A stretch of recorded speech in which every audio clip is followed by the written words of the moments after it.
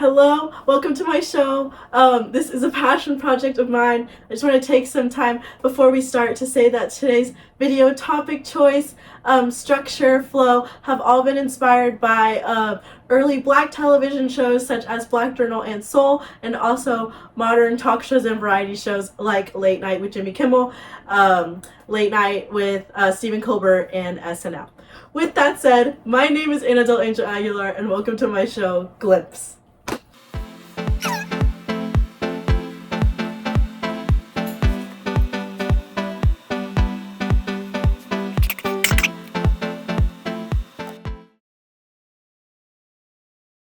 Okay, welcome once again. I have been inspired to make my own variety show as a result of my current television classes. I'm very excited to share this with you. I've taken a lot of time to write this script, and I hope you enjoy. I hope that this can be a glimpse into my brain as a 19-year-old in college, and I'm coming to you, not live, from my dorm room at Fordham University in New York City. I hope to give you a few laughs. We're also going to talk news, current events, movies, and whatever I want to talk about. Okay, so let's get started. For today's agenda, we have the Olympics. Talk about figure skating. We're going to talk about the recent disqualification of the Ukrainian athlete. We're going to talk about movies and shows. We're going to talk about Marty Supreme and Umbrella Academy. We're also going to talk about the Super Bowl halftime performance because it was that deep. It was that deep. And then we're also going to talk about my music rotation for the week, and I have a little sketch planned around that. So stick around for that. Let's get started. Okay, so my drink for today is a yerba mate, passion fruit flavored Yachak brand. So the Winter Olympics, everyone's favorite time to pretend like they know everything about winter sports that they've never done before. And it's my favorite time to pretend like I understand sports outside of volleyball, which I do not. Obviously, we need to talk about the U.S. figure skating team. Me and everyone else in this world has been obsessed with the U.S. figure skating team. I want to talk about the four main people that have been on my mind: Ilya Malinin, Alyssa Liu, Amber Glenn, and Isabella Levito. Oh my goodness. Literally cannot get them off of my TikTok, cannot get them off of my Instagram, and honestly, I don't care. I'm so happy to see them. So first, let's talk about Ilya Malinin, our quad god himself. Name given to him by himself, which I think is so crazy. As of me filming this video, he just got silver in the free skate, doing the craziest jumps I've ever seen. I don't know how figure skating works, but I think I know that when I see some dude flying through the air and then landing on one foot, I think that's impressive.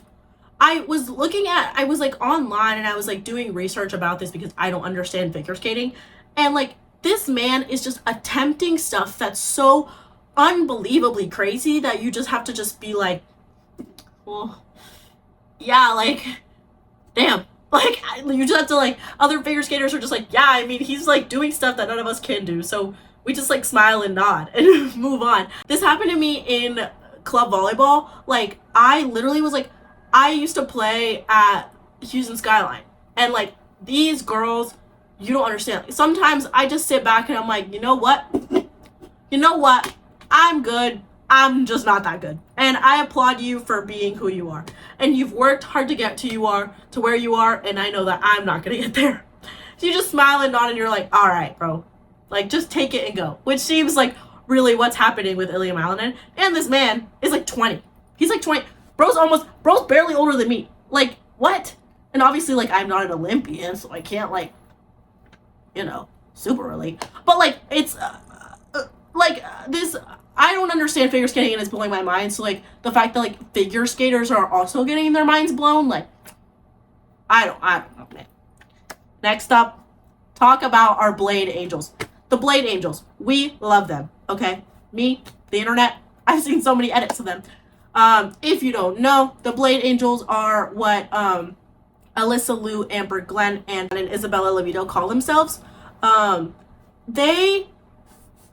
I was reading this article, I don't remember where, and I was like, they were talking about how their goal is to just like find love in the sport again.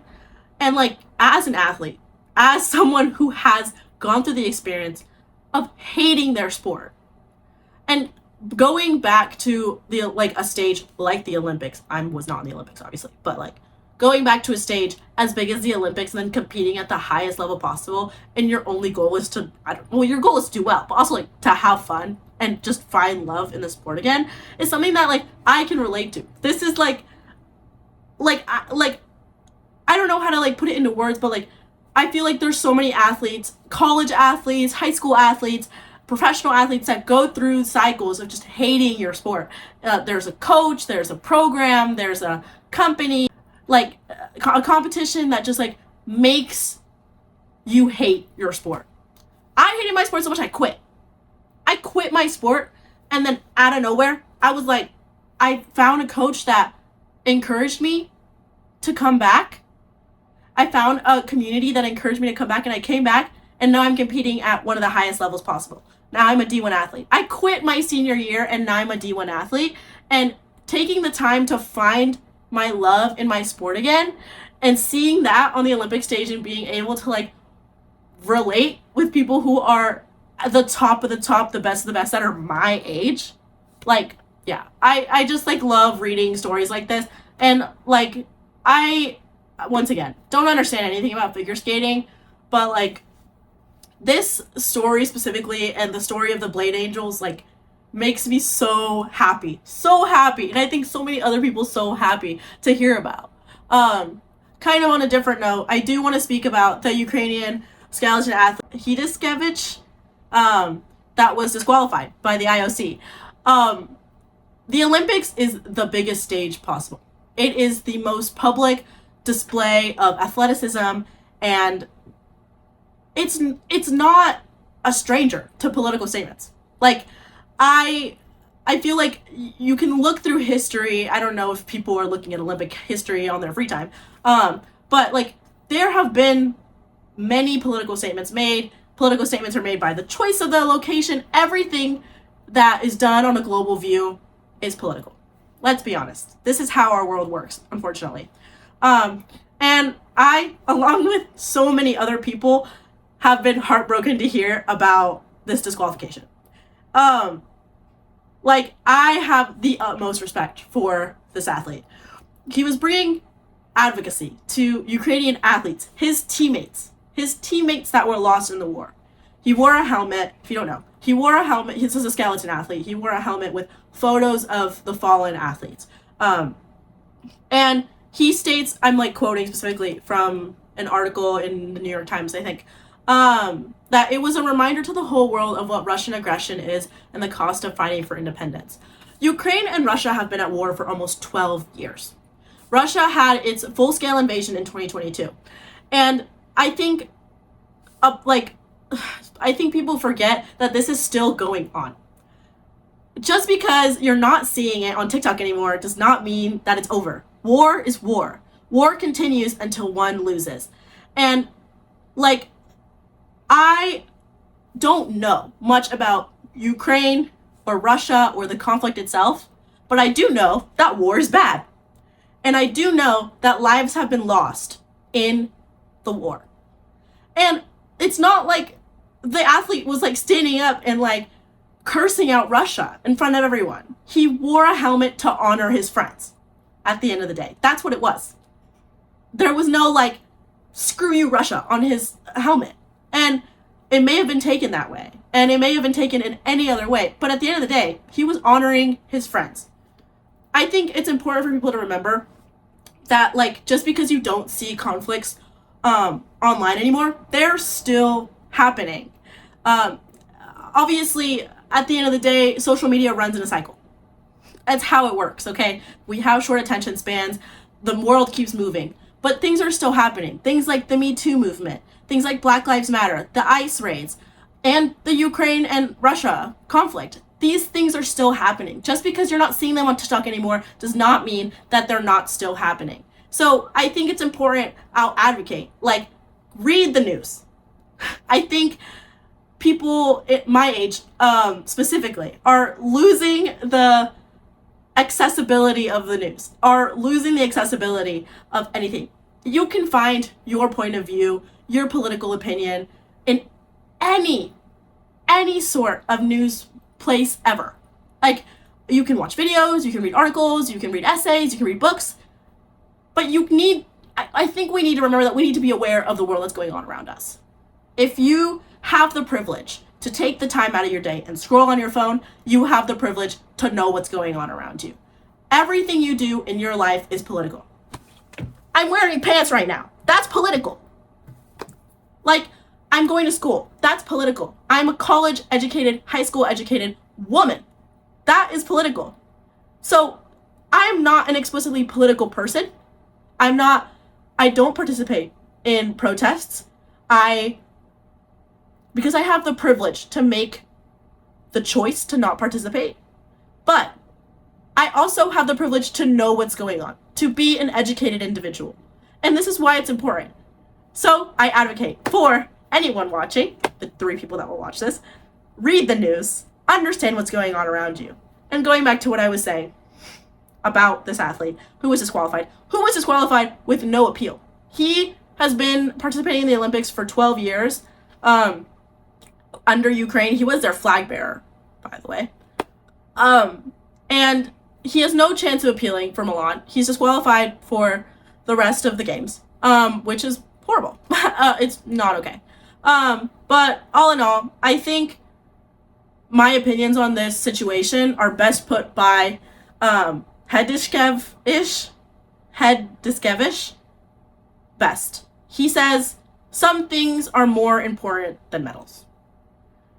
And I have the utmost respect for him. And not just him, but other athletes, like Alyssa Liu on the U.S. women's figure skating team. Also spoke out about her problems with some of the politics going on in the United States. People who take advantage of the position that they're in. People who take courage. You know, it's scary. It's scary to get up on a stage and talk about things like this. But I have the utmost respect for anyone on any side of any politics, any side of any country, anyone who has the courage to get up and say something, I have the utmost respect for, and I think that most people have. Do I agree explicitly with what the IOC did by disqualifying this athlete? Not really. But I do have the utmost respect for athletes that get up on the global stage, like the Olympics, and reject the narrative of athletes just shutting up and playing.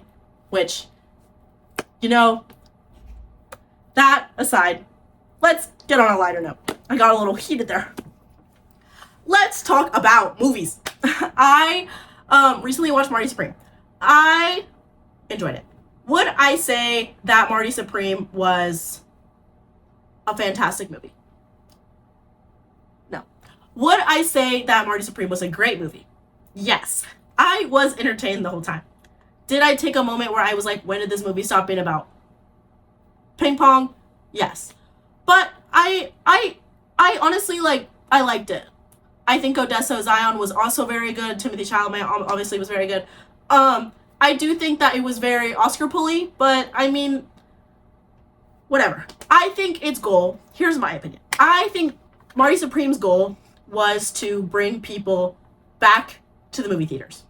I don't know if people remember, but in the Oscars last year, A24, obviously, won a bunch of things. In production, in movies, they produced Best Movie, they produced Anora, and they talked about how we need to get people back into the movie theaters. I've talked about this so many times. Like, making movies for the film screen, making movies for the movie theater is arguably a dying art.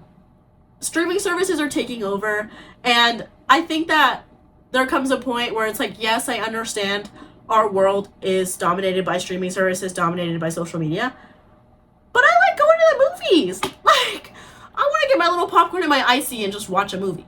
And that's what Marty Supreme was for me. I had a wonderful time. I was with I had also a really good crowd in the movie theater. People were screaming when there was scary stuff. People were crying when there was sad stuff. I was with my cousins. It was great. And I think that if, as I'm predicting, Marty Supreme's goal was to bring people back to the movie theaters. I think they achieved that. Do I think they're gonna win Oscars? Yes. That's not a problem with me. Their producing and the score were fantastic. The writing a little iffy, a lot of plot holes. The acting fantastic. Did I think that there were a few too many scenes? Maybe. But like, I'm not gonna lie, that's what Timothée Chalamet's fan base wants to see. Let's be honest. And I'm not dogging on Timothée Chalamet, okay? Like, I'm a fan. I watch Call Me By Your Name. I watch Beautiful Boy. This man is a good actor. But like, yeah, I think that Marty Supreme was made to be something bigger. Not to get too meta or whatever. But yeah, I think it was meant to be more than just a movie. And you know what? That's okay. If the camera angle changed a little bit, I had to, I ran out of storage, so sorry. Yeah, I really, not to get too meta with it, but I did really enjoy Marty Supreme. It's just like, I feel like it was trying to do more, and I think it achieved what it was trying to do. So I'll give it that.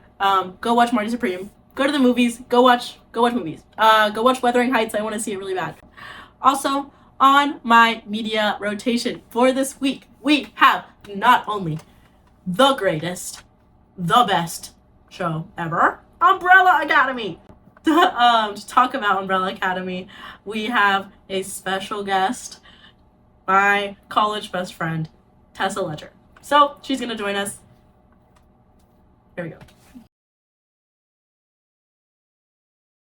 Welcome, special guest Tessa Ledger. Yay! Okay, we're talking about Umbrella Academy. Okay, we're rewatching because we love it. Best soundtrack ever. Yes. In my opinion. I literally like the montages. I know. And I think it's all because it's Gerard Way. Like, of course it's gonna have a good soundtrack if Gerard Way is directing it. Well, he knows. Yeah. And I'm surprised that there's no MCR in it. Is there no MCR? Have you checked? At least not. Maybe. Not so far. Not so far. What we've rewatched. No We're MCR like yet. over halfway again. Oh, totally. We're almost done. Like second to last. Yeah, we're of almost season done. 1. But like maybe we're biased. Okay, we're both Umbrella Academy fans. Yeah. But yeah, I think Umbrella Academy is one of those shows that you can like rewatch and it's still like fantastic. Yeah. Like it's like timeless. I don't know. Yeah, and you like don't lose the spark. Who's your favorite character? Klaus. No. Klaus. He's the most like interesting. He has the most layers, in my opinion. Yeah. I always say. Yeah. I always say he's what I think is Gerard Way's like headcanon of himself. Yeah. In the show, like, I don't know. I mean, I don't really know really much about Gerard Way, like as a person. I guess Klaus is the one that has the most like issues with his mental health, and Gerard Way like definitely talks a lot about that, and it's in a lot of his music. Yeah, and then when #spoiler, when Klaus gets like to the cult. Oh, the cult. And they play Bonnie M. Yes. In his montage. Oh my god, that was like my like introduction to Bonnie M. And what a great song to be introduced to. It's so good. Or like I just wrote Dave when we were like, oh my god, when there's like the flashback. Yeah. And it's like he finally manifests or like conjures when he finally conjures Dave and then turns the time back. Oh the day that wasn't. And Vanya could have figured out. Yes. She could have figured that out way sooner. Yeah. And then he probably still would. But yeah, Allison wouldn't have been. Mm. Well, like my thing is like my whole thing with like Umbrella Academy is like they embrace but don't embrace the idea of the butterfly effect. Like, yeah. I get like because they're like. Mm-hmm. They like change it because like I would think that like Klaus, going back in time and fighting in the war would cause some sort of, yeah, ripple effect, but it doesn't. Or like Klaus going back. Yeah, just Klaus. It like has not caused. Yeah, they don't talk about that at all. Yeah, that's so weird. Yeah. Now that you think about it, like if Five himself was like, oh, butterfly effect, da-da-da-da, this freaking Gardner, like, causes the apocalypse because he does this and this and that. But you're not worried that your brother was just in the Vietnam War War for like almost a year, and you don't think what that could have like caused? Yeah, or like obviously like now people know who Klaus is. Yeah, and like there are people like we were talking about this in the bar. Why did they not like think like somebody in there could have been like Klaus? You haven't aged today. Like you don't look a day over 20. Wait, you look the exact same as you do in the picture. Why didn't he just say, "Oh, look at this picture. That's me." Literally. And they probably wouldn't believe him, but like yeah, but still, to me that's that guy looks really like me. Yeah, I don't know, and it's like that was my thing, and then also like. My thing is, like, them going back in time later when they all fight in, like, the Wild West scene. I'm like, this causes no ripple effect. Oh, yeah. Like, this causes no ripple effect at all. And, like, I understand, like... Well, but they kind of did. Well, that makes me think, then why is the commission there? Because if this is all happening with the apocalypse, there's no need for the commission. And it's like, okay, like, one of the main scenes is, like, 5, like, unaliving... JFK.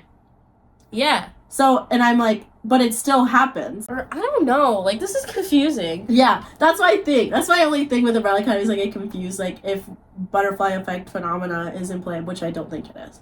Yeah. But still, best show ever. Oh, 100%. Yeah, I love it. I love it so much. I think it really did kind of, like, make me a little bit of who I am, in a way. I was already a little weird and a little, like, whatever, quirky. But I honestly, I can probably attribute most of my music taste. Like, I already liked 80s new wave, but like I think it expanded me. Into 100%. That. Like, and I think I get my comedy from Klaus. I'm a joke stealer. You're a joke stealer. Boo, Allison and Luther. Allison and Luther. Oh, ew. Yeah, no. Worst if you like plot point ever. I was going to say something I can't say. Yes. If you like Luther and Allison, what are you doing? Like, what are you doing? You like your brother or something. You like your brother or your cousin. You see yourself in them. I can see, like, oh, you like Luther, like, later in, like, the 60s, and he was, like, so ditzy, and he was funny, like, and I think also because he tried so hard to be a leader, he was just like, I'm gonna just take a step back. Yeah. Take a second. And then his personality came out, and he was kind of fun. He was kind of funny. But him and Allison, her character, like... is actually so bad. Like, oh, I keep cursing. The fall of Allison throughout all the seasons, she became such a horrible character, like, disgrace. Well, she was already bad. She was already bad. Yeah. But you went from already being weird with your brother, who, like, I know some people are going to be like, oh, like, they're not actually related, they weren't a real family, like, it's dysfunctional or whatever, but, like, come on, you guys grew up together. Y'all were this is like, peeing and pooping in diapers together. Literally from the get-go. You have the same last name. Same last name. What are you going to do when they ask you who's going to take the last name? Oh, we already got the same one. Why is that? Because you're in the same family. Like it. Okay, well, in the last season, she's talking about, I don't know what she says exactly, but she's basically using her little I heard a rumor power to, like, seduce Luther almost. Yeah. Bro, which Allison X Luther is the worst plot choice ever. It's one of the few things that I'm like, this is not, like, take this out of the show. It's also unnecessary. Like, it's just, like, out of place. The dance scene is too freaking long. Too long. May I have this dance, Allison Hargreaves? No, you may not. Like, hell no. Like, no. And, like, what was something else? Oh, her freaking husband that she has in the 60s was such a sweetie. And, like... oh, yeah. That's, like, sad, but then, like, you literally came back to the present, like, 2020, and you were immediately... You were... back on your brother. Back on that ancestral grind. Can you give it up? Over. It's just like... back on that sibling love. Rate Umbrella Academy 1 through 10. 8.9. I give it 8.7. 8.7, 8.9. There's just some little issues. There's just some things you can't get past. Also, season 4. Yeah. I watched all of season 4, but it was like, the ending just made me like, come on, bro. Boo. Boo. I was like, of all the things that they could have come from. Yes. This isn't Rapunzel. season 1, season 2 peak. Season 3, season 4. I don't know. I don't know about that one. But we're going to keep rewatching season 1 and season 2. Yeah. All right. Thank you so much, Miss Tessa Ledger, for being our special guest on You're welcome. Glimpse's first episode. Glimpse. I like that name. Back to Anna. Bow! All right. Thank you, Tessa, for the interview. That was great. Next, I want to talk about the halftime show, the NFL Super Bowl halftime show, with none other but the sexiest man alive, Bad Bunny. I love Bad Bunny, but yes, I'm not gonna lie. The show was that deep. All right, let's be honest with ourselves. I think I can say with strong confidence that me and mi gente latino all agree that it was fantastic. And Bad Bunny did what Bad Bunny said he would do. I love Bad Bunny. I am no stranger to him. I have been listening to him since like 2022. I am a super fan. And I could go on and on and on about how much I love him. And I was going to enjoy this show no matter what. If he just stood up there and did nothing, I would be standing up giving him a round of applause. That man could have done anything. But honestly, I think it was so good. Sidebar. Can't talk about the halftime show without, talking about Turning Point's shindig. All I can say is even Candace Owens didn't see the reason for it. Never did I think I'd be agreeing with Candace Owens, but here we are. And that's all I'm going to say on that. Back to my celebrity crush. Oop. Did I say that out loud? I mean Bad Bunny. Back to Bad Bunny. He ingrained so much symbolism throughout the show.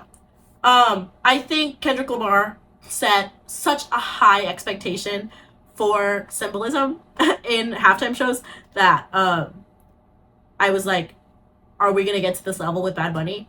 And I think yes. Throughout his show, he has references to the Puerto Rican experience, the Latin experience, and the diversity of New York. And not only was the track list fantastic, but I think that the visuals were as well. So much symbolism, so many things that were done. I am going to limit myself to 2 things that I really liked. One of my favorite symbolisms was the plastic chairs. I, as a Latina myself, I just really like the story behind them. Obviously, the plastic chairs are a symbolism across Bad Bunny. His discography, like his image, like they're because they represent obviously DTMF, which by the way, another no skip album for me. I thought it was fantastic. But they very obviously, the plastic chairs obviously hold very strong roots in Puerto Rican culture and Latin culture. I think like my favorite kind of interpretation of the idea of the plastic chairs is like kind of the idea that like every chair has lived hundreds of lives through the people that own them. People keep these chairs for years and years and years. I know we had my own plastic chairs, in my house. We didn't have those white ones, but we had these this set. I think they're still in my house at home. This set of 10, or I think now it's 5. These black plastic chairs that have been out for every single household party that we've ever had. And I remember when I was younger, we'd have people over or we'd have family over, and I'd eat so much and I'd be so tired and I'd just fall asleep in a chair. Or I remember when we'd go back to Mexico for New Year's or something, and my family used to sing karaoke, and we'd be singing and we'd be eating and it'd be so fun. And but I was so young, I'd get so tired and I'd fall asleep on the chairs. So when I saw the kid asleep at the wedding, that made me think of my home, and it made me really happy. I just it just made me, it's just nice to see symbolism like that used in something so simple as a plastic chair. And yeah, I love that. And another symbolism that I loved was the light poles. I had to do some research because I'm not Puerto Rican. I'm from Mexico. So, like, I don't know anything about the significance of the light poles, but oh my gosh, like, wow. So, obviously, so there's the added level that he's singing El Apagón, which translates to the blackout. And he's singing about the blackouts, the consistent blackouts that have come as a result of the privatization of the electric grid in Puerto Rico. Puerto Rico loses about 27 hours of light per year because of these blackouts. It's a very relevant problem in Puerto Rico. And for a country or a territory that, like, has consistent floods, has these consistent blackouts, you think, like, with the privatization of their, electricity, they have electricity, but they don't. And that's kind of the statement that that Bad Bunny was making. He was talking about this, and he was bringing an advocacy to this. And obviously it's a again a reference to Bad Bunny's life in Puerto Rico and growing up in Puerto Rico. I just really like the visuals, and I like Bad Bunny, but I like the visuals of this scene, and I thought that, like, it was a very creative way to bring in such a political statement into something as simple as just having people dancing on light poles. There were so many other things I loved about the show. Ricky Martin, thank you. Yes, I loved Ricky Martin. Lady Gaga, I love the message. I loved the message that was on the billboard. I saw pictures of that, and I'm not kidding, it stuck with me for like a week. You can't see it, but like up there, I literally drew it. Because I had this like image in my mind for like a week. I mean, it's been a week since the Super Bowl, but I couldn't stop thinking about that. And the way it was displayed so simply, just the black text on the white and then the fireworks, I love that. Oh, also like the small like bodega thing that he built as well. I also love that. But the last thing that I kind of want to like touch on from the Super Bowl that I just like really appreciated and enjoyed was the listing of the countries at the end. There's this consistent kind of like idea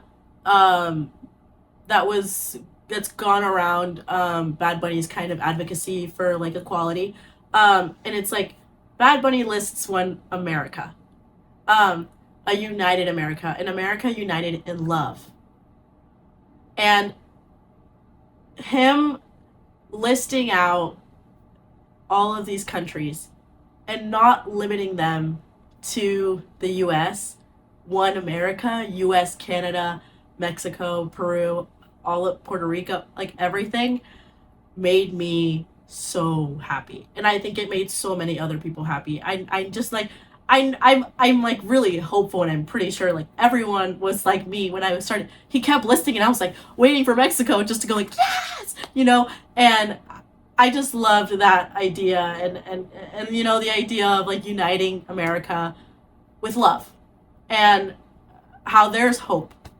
There is hope when there is effort.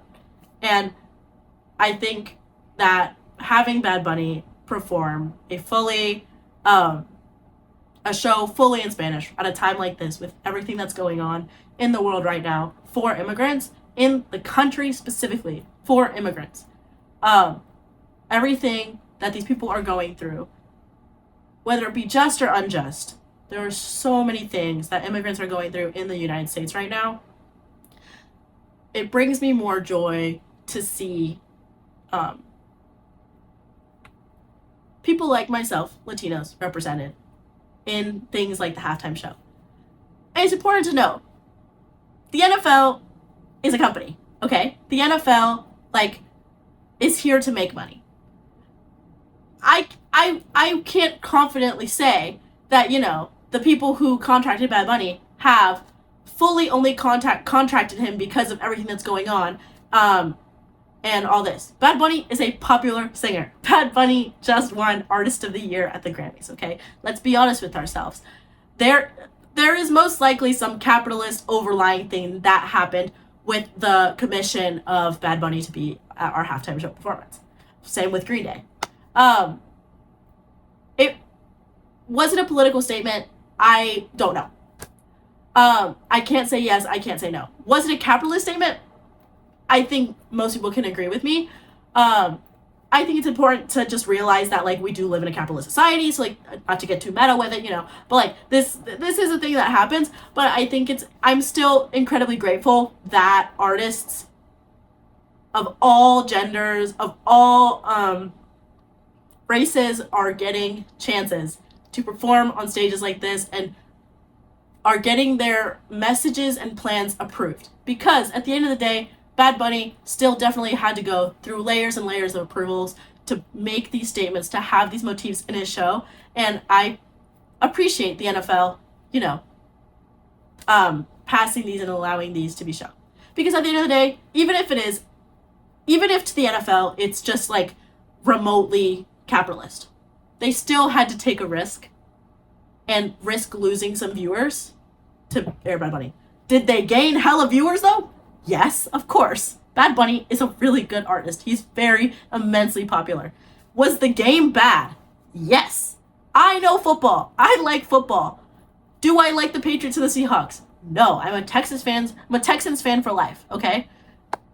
But that game was so boring. Like, there was not a touchdown made until the second half.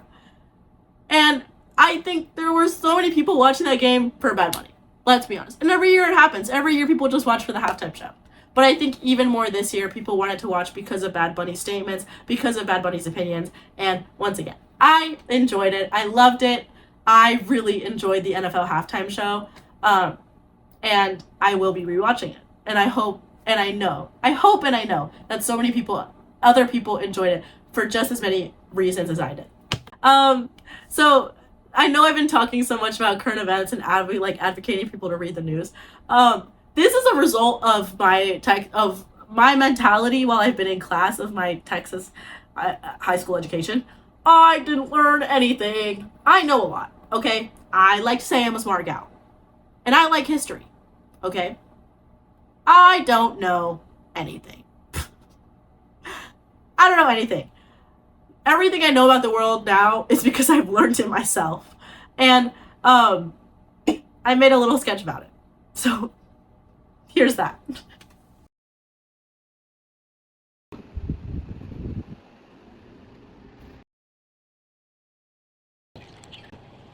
Wait, let me look this up. There's no way. This bad. This has to oh my god, it's worse? Wait, there's let me look oh my god. Oh my god. Oh, it just keeps going. Oh my god.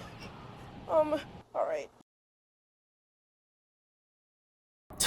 Finally, to wrap up our first episode of Glimpse, I would like to share my top songs for the week.